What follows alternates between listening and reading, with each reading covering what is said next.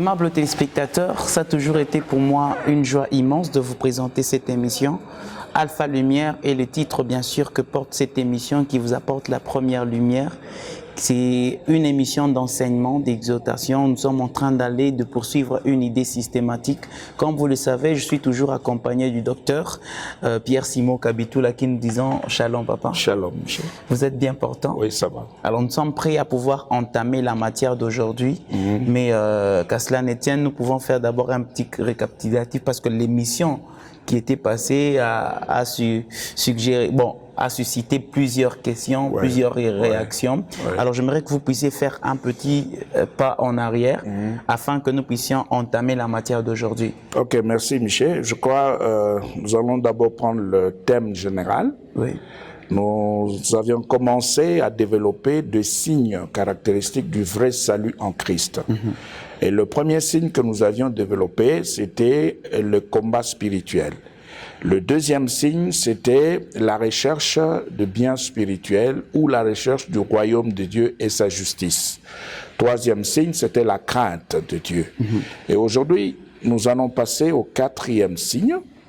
Mais il faut dire que les derniers signes ont créé beaucoup de problèmes parce que, bon, il y a des gens qui ont trouvé que la matière était un peu plus rude, dure à comprendre pour certaines personnes. Mais c'est la vérité de la parole de Dieu. On n'a pas le droit de vous cacher la vérité, on doit vous dire la vérité. Mais dès que la vérité est publiée, c'est à prendre ou à laisser. Celui qui aime Dieu prendra, celui qui n'aime pas Dieu, bon, va rejeter. Et Dieu sera avec celui qui l'aime et qui prendra sa parole. Aujourd'hui, le quatrième signe, c'est le service. Le service. Le service. Servir. Oui. Avant que nous puissions entamer la matière, il y en a certains qui sont en train de réclamer que c'est vrai, vous êtes en train de parler de la vraie parole de Dieu, selon la profondeur des Écritures, mais c'est vrai que même Jésus, pendant qu'il prêchait, c'était un autre évangile que les pharisiens, que celui que les pharisiens apportaient, mais il avait sa façon aimable et un peu plus direct, c'était vraiment direct, mais ça faisait casser que les gens pouvaient quand même avaler. Mais c'est pour vous, ils disent que c'est vraiment de la quinine, quinine pure qui et est simple. amère, mais qui guérit. Oui, justement. La quinine est amère dans la bouche, mais la quinine guérit. Oui, mais avant que l'on commence avec la quinine, il y a quelques produits qu'on commence avec. Oui, pour les bébés, pour les enfants et les nouveau-nés, on va utiliser les suppositoires. Voilà. Si on pouvait quand même commencer avec les suppositoires, on est en train de montrer jusqu'à ce qu'on va aborder la quinine. Alors, ils disent que c'est vraiment un peu rude, c'est vrai? Oui, c'est vrai. C'est rude, c'est vrai, mais c'est utile et nécessaire. Parce qu'actuellement, ceux-là qui ont, en quelque sorte, dévié le chrétien, ce sont les enseignants de la parole de Dieu.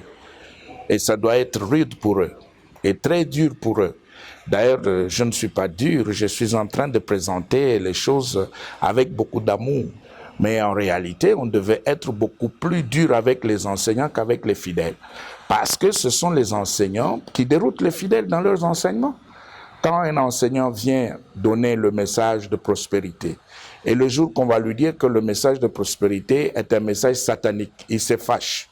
Il trouve que c'est trop rude. Non, ce n'est pas parce que vous avez lu dans la Bible le verset qui dit « Je souhaite que tu prospères à tous égards, comme prospère l'état de ton âme. » Et c'est suffisant pour que tu puisses commencer déjà à enseigner la prospérité financière, etc. Non, c'est pas ça.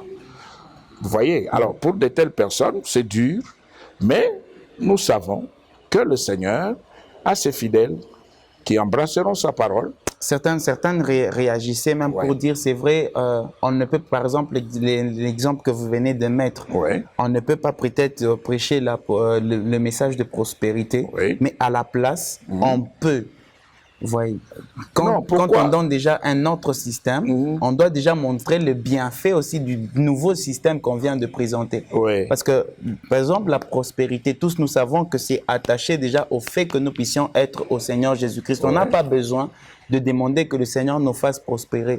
Dans le Christ, déjà, nous prospérons. Donc, c'est parmi les bienfaits. Parce que vous voulez un enseignement de remplacement, c'est ça? Pas de remplacement, c'est un remède. par rapport à ce qui a existé avant. Ah, ok. Par rapport à ce qui a existé avant, en rapport avec La prospérité, oui, d'abord. Oui. Allons dans Matthieu 6. Le Seigneur est clair et vous allez voir pourquoi ça chatouille. Matthieu 6. Matthieu 6, à partir de 24. À partir de 24, la Bible dit 4. Nul ne peut servir deux maîtres. Nul ne peut servir deux maîtres. Car oui. ou il haïra l'un oui. et aimera l'autre. L'autre, oui. Ou il s'attachera à l'un et méprisera l'autre. Voilà. Vous ne pouvez servir Dieu et maman. Vous ne pouvez servir Dieu et maman. C'est impossible. C'est le maître lui-même qui enseigne.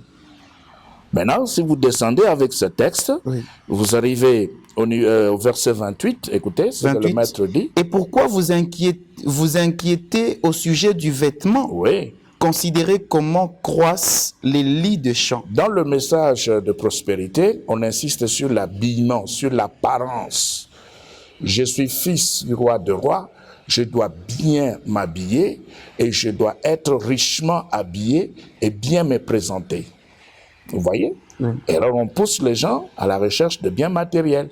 Allons-y. Oui. Il ne travaille ni ne file. Oui. Cependant, je vous dis que Salomon même, dans toute sa gloire, n'a pas été vêtu comme l'un d'eux. Voilà. Si alors, Dieu revêt ainsi l'herbe des champs qui existe aujourd'hui et qui demain sera jeté au four, ne vous vêtira-t-il pas à plus forte raison, gens de peu de foi? Donc, ça ne sert à rien de dire aux gens, habillez-vous, priez, et cette année, vous aurez 80 costumes par la grâce de Dieu. Qui reçoit? C'est moi, amen. Ça, ce sont des fantaisies, ce sont des pièces de théâtre. Et quand on vous dit que ce sont des pièces de théâtre, on dit non, c'est trop dur. Non, mais on ne doit pas laisser ce genre de choses progresser. Ce sont des mensonges. Vous voulez que nous puissions amadouer les gens dans les mensonges et que nous puissions cacher la vérité? Non, nous ne sommes pas ici pour ça. Mais est-ce que c'est le message de simplicité que vous voulez faire passer? Donc vous voulez qu'un chrétien s'habille d'une manière simple? Non, je ne suis pas pour les vêtements riches ni simples. Je viens avec l'enseignement de Christ. Qu'est-ce que Christ a dit? Oui. Voilà. Parce que alors là, maintenant, le verset, si vous prenez le verset 31. 31, il est dit, ne vous inquiétez donc point et ne dites pas, que mangerons-nous? Voilà. Que boirons-nous? Non, il faut toujours 1 kilo de viande à la maison chaque jour parce qu'on est enfant de Dieu. 1 kilo de viande par jour. Il faut bien manger. Un enfant de Dieu ne doit pas toujours manger les feuilles de manioc, mais 1 kilo de viande par jour, par la grâce de Dieu. Alléluia, qui reçoit? Moi. Voilà. Donc on n'entre pas dans les excès des tables. Oui, mais c'est ça, c'est ce que vous enseignez dans la prospérité. Il faut manger 3 fois par jour. Et quoi? Donc si vous avez le poisson à table, vous n'avez rien mangé. Pour manger, il faut seulement le poulet. Ok, allons-y. Le verset, oui, terminez le verset 31. Que mangerons-nous? Oui, que mangerons-nous? Que mangerons-nous? Ouais. De quoi serons-nous vêtus? Ouais. Car toutes ces choses, ce sont les païens qui les recherchent. Voilà les maîtres clairs. La prospérité est un message païen. Mais quand on vous dit que c'est un message païen, bon, pourquoi vous énervez? Parce que le maître le dit lui-même. Il vous dit que ce sont les païens qui le recherchent. Qui les recherchent. Bon, alors, si vous continuez à les rechercher et à les faire rechercher dans l'Assemblée, c'est que vous-même, vous êtes païen et vous paganisez l'Assemblée. Et nous, maintenant, en tant que chrétiens, les gens qui vivent dans le Christ, quelles sont les choses qui s'attachent à nous pour ne pas aller à la limite de la prospérité et de tout ce qu'on est en train de prêcher? Les maîtres enseignent. Les maîtres répondent à la question. 32. Il dit, car toutes ces choses, ce sont les païens qui les recherchent. Oui. Votre Père Céleste sait Votre que vous en Père avez Céleste besoin. sait. Il sait que vous en avez besoin. Il sait. Ça ne sert à rien d'enseigner, ça ne sert à rien de crier, ça ne sert à rien. Aujourd'hui, plusieurs chrétiens sont dans ce qu'on appelle ristourne. Voilà. Plusieurs chrétiens sont dans la tontine. Ils sont là-dedans de plein pied. Parce qu'il faut avoir l'argent, parce qu'il faut bien manger, parce qu'il faut bien s'habiller, parce qu'il faut bien voyager, parce qu'il faut avoir des belles maisons. Alors pour cela, on se retrouve dans cette histoire de tontine, et on vient à l'église, on prie, et même les serviteurs de Dieu sont dans cette histoire-là. Et c'est anti-biblique. Maintenant, quand on vous dit que c'est anti-biblique, vous ne voulez pas qu'on aille beaucoup plus loin pour vous dire que c'est démoniaque. Et quand on dit que c'est démoniaque, non, vous ne voulez pas comprendre que ça vient de l'enfer. Les kinkurim. Oui. La tontine n'a rien à voir avec Dieu. C'est une pratique de la sorcellerie. Ah bon? Oui. Tu as donné ton enfant, on l'a bouffé. Avec l'histoire de la famine de Samarie. Donc tu as donné ton enfant, on l'a bouffé. Mais le tour suivant, qu'est-ce qu'on va faire? Toi aussi, tu dois donner. Bon, si tu ne veux pas donner, on te poursuit. C'est ça. C'est pourquoi nous disons non. Verset 33, le maître répond. Cherchez premièrement le royaume et la justice de Dieu, et toutes ces choses vous seront données par-dessus. Voilà, donc voilà l'enseignement. Faire rechercher le royaume de Dieu et sa justice. Et maintenant, celui qui va se retrouver dans le royaume et dans la justice de Dieu, eh bien, recevra tout ce qu'il faut pour sa vie sous le soleil sur la terre. Voilà l'enseignement biblique qui doit remplacer la prospérité. Arrêtez avec cette affaire-là. L'enseignement du royaume et de la justice. l'enseignement du royaume, voilà. La recherche de la justice de Dieu, voilà. Car l'esprit qui nous utilise, c'est de quoi nous avons besoin. Voilà. D'ailleurs, l'Esprit lui-même prie pour nous par des soupirs inexprimables. Alors, selon Romains 8, 26. Voilà. Maintenant, vous allez enseigner ça. Pourquoi? C'est pourquoi nous disons ceci.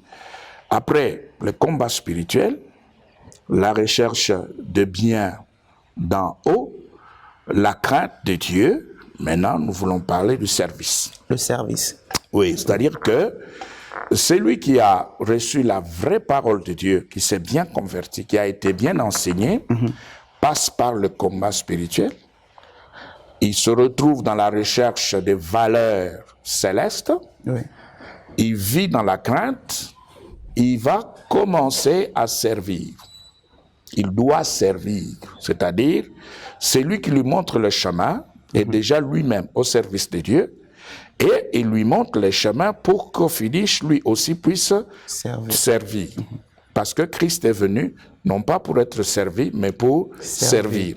Alors celui qui reçoit le vrai Christ est au service de Dieu. Il sert Dieu. C'est pas quelqu'un qui est là dans l'assemblée comme un spectateur, qui regarde les autres adorer et faire adorer. Je ne dis pas chanter et faire danser. Je dis bien adorer et faire adorer, parce qu'il ne faut pas continuer à se paganiser avec des danses. Ça ne sert à rien. Je sais que y en a qui trouvent qu'on doit continuer, mais on se paganise davantage, Dieu n'est pas là. Mais les enfants de Dieu véritable se soustraient de tous ces mouvements démoniaques qui sont en train d'envahir l'Église. Alors, maintenant, ils adorent parce que les pères cherchent des adorateurs, mais de vrais, qui adorent en esprit et en vérité pendant la danse. Peut-être ce sera mieux de pouvoir attaquer ces mots esprit et vérité, parce que nous avons vu que Christ, en répondant ainsi, il était en train de résoudre les conflits qui existaient entre Juifs et Samaritains. Parce qu'ils se sont retrouvés, les Juifs, eux, c'était dans le temple, les Samaritains, c'était à la montagne. Par rapport à la montagne, par rapport à Abraham, et le temple par rapport à la prière de Salomon et tout, pour dire que tous ceux qui viendront ici, alors il était en train de résoudre pour le mettre ensemble, là, en connaissant qu'il était en train de vouloir chercher à créer une troisième race, l'association pour les mettre ensemble. Et Michel, ça c'est trop théologique. Rentrons d'abord dans la Bible. Lisons ce qui est écrit dans Jean 4, le verset 23 d'abord. Ce développement-là est trop théologique. Lisons ce qui est écrit. Jean 4, 23. Jean 4, 23, la Bible dit, mais l'heure vient, et elle est déjà venue. Et elle est déjà venue. Où les vrais adorateurs... Le vrai, pas le faux, le vrai. Pas les danseurs, les vrais. Pas les gens qui ramassent les pachanga, les ndombolo, toutes les danses terrestres, et ils mettent ça dans les paroles chrétiennes, et ils vont distraire les gens dans les églises. Donc les vrais adoreront le Père en esprit et en vérité. En vérité, Jésus savait que le faux allait aussi apparaître. comme nous en avons aujourd'hui. Il y a des faux adorateurs. C'est plein. Plein, alors plein. Si vous regardez par exemple dans les groupes, les différents groupes qui font adorer, vous allez voir une femme qui a des plantes, qui a des mèches, qui a des histoires compliquées sur la tête, qui se met debout et qui prétend chanter pour Dieu. C'est quel Dieu? C'est pas le Dieu de la Bible. Ça n'a rien à voir avec Dieu. Parce que si c'est le Dieu de la Bible, eh bien le Dieu de la Bible se tient toujours derrière sa parole pour l'accomplir. Donc le Dieu de la Bible a ses critères même par rapport à l'apparence. Oui. Le Dieu de la Bible a ses critères, même par rapport à l'apparence. On dit que l'habit ne fait pas le moine, docteur. Oui, mais on reconnaît le moine par l'habit. Voilà. Donc on reconnaît aussi les vrais chrétiens par la manière de s'habiller, de se présenter. C'est ça. Donc même si l'habit ne fait pas le moine, on sait le reconnaître. Par l'habit. Toi, tu t'habilles comme... tu es devant une sœur qui s'habille comme une danseuse. Vous allez dire que c'est une sœur en Christ. Il ne faut même pas écouter ça. Ça, ce sont des choses qu'il faut simplement balancer. C'est ça. Il n'y a rien là-dedans. Il n'y a rien. Quand Adam avait écouté la voix de sa femme, Dieu est arrivé, il lui a posé la question. Pourquoi tu as écouté la voix de ta femme? Pourquoi? Parce qu'il ne devait pas le faire. Toutes ces histoires-là sont des pièces de théâtre pour amuser les enfants de l'école de dimanche dans les églises. Lisez le verset 24.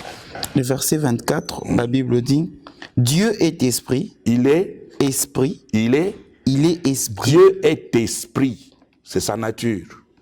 Et il faut que ceux qui l'adorent... Il faut rejoindre Dieu dans sa nature. L'adore en esprit et en vérité. Voilà. Et la vérité, c'est quoi? C'est la parole de Dieu. Sanctifie-les par la parole. Et ta parole est la vérité. Et Jésus lui-même se présente comme étant la vérité.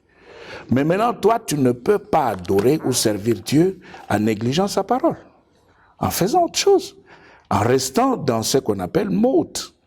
Non, Dieu n'est pas là. Docteur, ce qu'il faudrait condamner, c'est plutôt la mode, la mondanité dans l'Église. Ouais.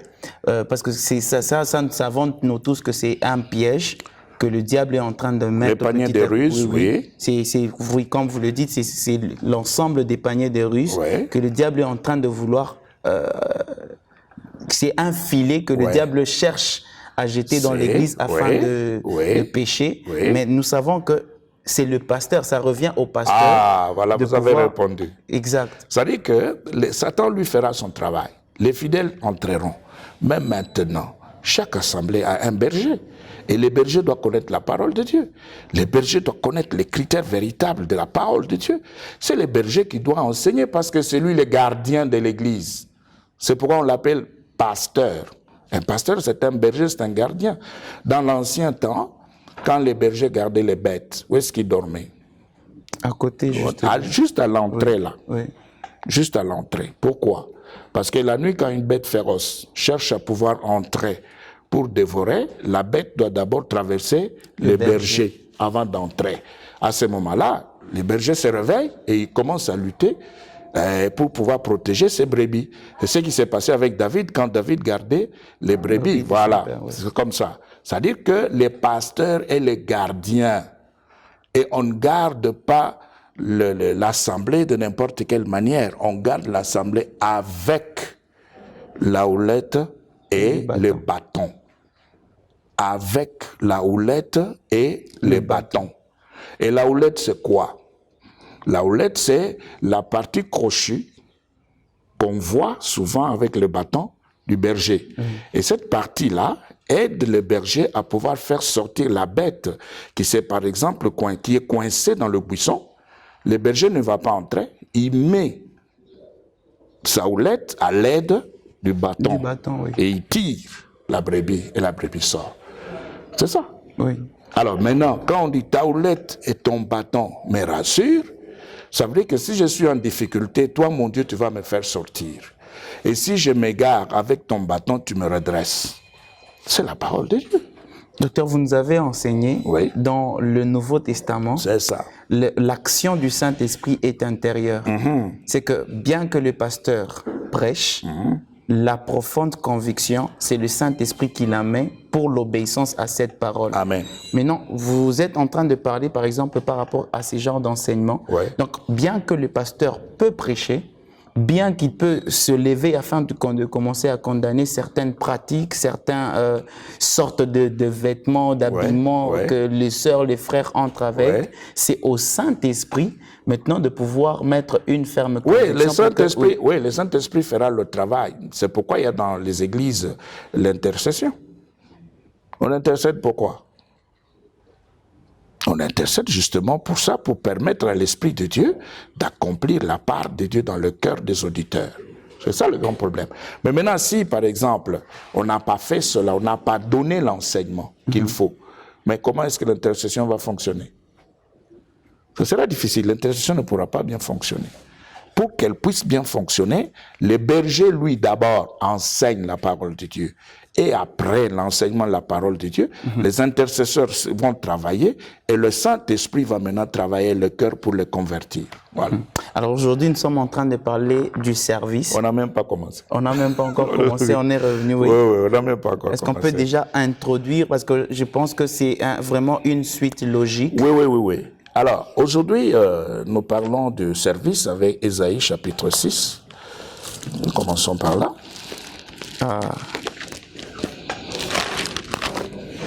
Ésaïe chapitre 6. Voilà. Nous commençons à partir. Nous pouvons prendre le verset 5. Nous descendons jusque 8. Ésaïe chapitre 6, le verset 8. Nous commençons à partir de 5. 5, oui. Alors je dis, malheur à moi, je suis perdu, car je suis un homme dont les lèvres sont impures. J'habite au milieu d'un peuple dont les lèvres sont impures. C'est ça. Et mes yeux ont vu le roi, l'Éternel des armées. Oui. Mais l'un des séraphins vola vers moi, tenant à la main une pierre ardente qu'il avait prise sur l'autel avec des pincettes. C'est ça. Il en toucha ma bouche et dit, oui, et dit, ceci a touché tes lèvres. Voilà. Ton iniquité est enlevée et ton péché est expié. Maintenant, j'entendis la voix du Seigneur. Après l'expiation, la purification, maintenant, il va entendre. Oui. C'est pourquoi nous préférons que les gens puissent commencer d'abord par passer par le combat spirituel. Parce qu'avec le combat spirituel, on va recevoir des leçons sur la repentance, la conversion, la confession, l'abandon de péché. On va recevoir toutes ces leçons-là. Et puis après, maintenant, on va vaincre la surdité et la cécité. C'est pourquoi ici, vous voyez, donc on va d'abord purifier Ésaïe. Et après la purification maintenant, verset 8, écoutez. J'ai entendu la voix du Seigneur disant, qui enverrai-je et qui marchera pour nous? Voilà. J'ai répondu, mais voici, voici, envoie-moi. Envoie-moi. Vous voyez? Pourquoi? Parce que il avait la victoire sur la cécité, il avait la victoire sur la surdité. Il pouvait voir, il pouvait entendre, il pouvait parler, il pouvait répondre au Seigneur dans l'au-delà. Il avait cette possibilité-là après la première partie. Maintenant, quand on vient au milieu des serviteurs qui nous entourent aujourd'hui, c'est terrible. C'est terrible pourquoi? C'est terrible parce que tout le monde s'élève. Mais il y a des questions auxquelles il faudra répondre et donner de très bonnes réponses. Toi, serviteur, tu t'es dit serviteur aujourd'hui. Très bien. Très bien parce que le service est un des signes de la vraie conversion. Mais qui t'a envoyé? Parce que ici, Ésaïe entend la voix. Oui. Et la question est posée. Qui enverrai-je? Oui. Dieu voyait Ésaïe. Mais il a posé la question. Dieu voyait la réponse d'Ésaïe. Mais il lui a posé la question. Qui enverrai-je, Ésaïe? Qu'est-ce que tu dis? Ésaïe dit, mais je suis là, envoie-moi. C'est ça. Ça se passe dans le secret entre Dieu et Ésaïe. Maintenant, aujourd'hui, toi, serviteur de Dieu, tu es même déjà devenu pasteur. Tu prêches, évangéliste, ancien de l'Église, pasteur associé, pasteur adjoint. D'accord. Qui t'a envoyé? Voilà la première question à laquelle il faudra bien répondre. Pourquoi? Parce que quand on découvre la source de l'envoi en mission, on découvre aussi sa commission. Quand on se découvre, on sait qu'on a été envoyé par Dieu, on va finir par découvrir sa commission de travail. C'est ce qui se passe avec Esaïe. Oui, justement, je vais expliquer ça, mais avec la parole de Dieu. Oui, au verset 9. Au verset 9, nous sommes toujours dans Esaïe chapitre 6. 6, 9, oui. Alors, et il me dit alors, va et dis à ce peuple, vous entendrez et vous ne comprendrez point. C'est ça. Vous verrez et vous ne saisirez point. Voilà. Alors, vous voyez ici, Dieu donne maintenant le mandat à Esaïe. C'est ça la commission. Il lui donne le mandat. Il montre à Esaïe ce qu'il doit aller faire. Vous voyez, c'est ça ce que nous appelons commission. Dans la commission, c'est ce que vous devez faire. Oui, c'est-à-dire, voilà, ce que Dieu vous a commissionné de faire. Il vous envoie avec une commission. C'est comme nous le voyons avec les dames à la cité. Quand il y a une dame, une voisine qui veut aller au marché, l'autre se présente, sa voisine, et dit, non, voilà, comme vous allez au marché, j'ai une petite commission à acheter pour moi, ceci et cela, et voilà. Alors maintenant, quand Dieu appelle, il donne la commission, il donne le mandat, il donne le pouvoir. Donc le tout se retrouve dans la commission. Mais aujourd'hui, nous avons des serviteurs de Dieu sans commission. Sans mandat. Pratiquement sans mandat. Comment nous le découvrons? Quand vous relisez le mandat d'Esaïe, écoutez bien ce que Dieu dit. Il dit, va et dis à ce peuple. Va et dis à ce peuple. Donc, Esaïe connaissait où est-ce qu'il devait aller. Et qu'est-ce qu'il devait dire? Il devait s'adresser à qui? Et il est allé avec le mandat de Dieu pour un peuple précis. Maintenant, toi, serviteur, qui t'a envoyé? Il t'a envoyé vers quelle catégorie de personnes? Tu dois t'adresser à qui? Parce qu'aujourd'hui, tout le monde est évangéliste, tout le monde est prédicateur. Aujourd'hui, vous avez même des jeunes gens qui s'élèvent et qui commencent à donner des leçons aux pasteurs. Pourquoi? Parce qu'on n'a pas découvert le mandat. Qui t'a envoyé? Vers qui t'a-t-il envoyé? Pour dire quoi ou pour faire quoi? Voilà. Avec qui? Pourquoi aussi? Ça, ce sont des choses que nous allons développer plus tard. Aussi? Oui, pourquoi? C'est pourquoi ici, au verset 10, écoutez ce que Dieu dit à Esaïe. Qu'est-ce qu'il lui dit? Rends insensible le cœur de ce peuple. Donc c'est Esaïe qui devait faire ce travail. De rendre insensible. Oui, rendre insensible. Endurcis ses oreilles et bouche-lui c'est ça. Pour qu'il ne voit point de ses yeux, n'entende point de ses oreilles, c'est ça. Ne comprenne point de son cœur, ne se convertisse point et ne soit point guéri. Oui, c'est pourquoi on vous dit que toutes les paroles de ce livre sont scellées. Il faudra que ces gens puissent recourir à Dieu pour comprendre tout ce que Esaïe était en train de dire. Vous voyez? Donc, si nous allons encore dans Jérémie, allons dans Jérémie au chapitre 23. Jérémie 23. Oui. Et nous pouvons prendre le verset 21 jusqu'à 22. 21, 22.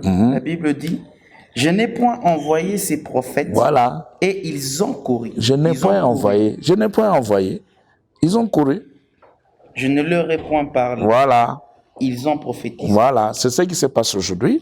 Nous avons plusieurs serviteurs de nom, plusieurs évangélistes, non envoyés par Dieu, mais qui se tiennent devant les gens et qui veulent bien prêcher, enseigner. Et souvent, on le fait pour les offrandes. Parce qu'on s'est rendu compte du fait que la richesse actuellement se retrouve dans l'Église. Allons-y. S'ils avaient assisté à mon conseil, ils auraient dû faire entendre mes paroles à mon peuple.